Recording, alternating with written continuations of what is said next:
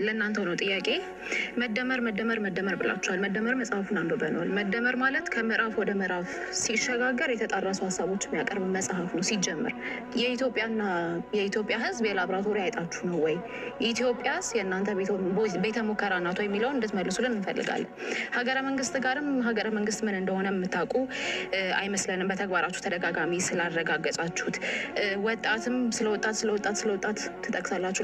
ለወጣቱ የስራ እድል የወጣት ሀገር አድርገናታል። ስለ የትኛው ወጣት ነው የምታወሩት? በጦርነት ስላስገደላችሁት እያስገደላችሁ ስላላችሁት ወጣት ነው የምታወሩት? እሱንም ክሊር አድርጉልን። ምክንያቱም ባለፉት ዓመታት ለጦርነት የዋለው ገንዘብ እንኳን ሲተመን አሁን ህዝብ ዳቦና የቤት ኪራይ መክፈል አቅቶ የሚያኖር ሀገር አይደለም መኖር የነበረባት። በቢሊዮን የሚቆጠር ዶላር ነው ለጦርነት የዋላችሁት እና ስለ የትኛው ወጣት ነው የምታወሩት? ስለ ልዩ አጋርነትም አናነሳም ብላችኋል።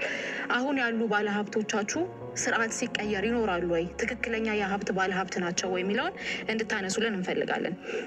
ከውጭ ጥገኝነት የተላቀቀ ኢኮኖሚ የሚለውን ኮረም ሳይሞላ በፓርላማ ደረጃ የአይኤምኤፍን ጉዳይ አስወስናችሁ የወርልድ ባንክ ብድር አስወስናችሁ ኮረም ባልሞላበት ሁኔታ በየትኛው መስክ ነው ኢትዮጵያን ከእዳ ወደ ምንዳ ያሸጋገራችኋት? ምክንያቱም ፎርሹር ብር ዲቫሉዌት ሲደረግ በተደጋጋሚ የመኖሪያ ኮስት እና አጠቃላይ ኢንፍሌሽኑ እንደሚጨምር አጣችሁት አይደለም ሙያችሁም ስለሆነ እና ኢትዮጵያ እናንተ የቤተ ሙከራ አይጥናት ወይ?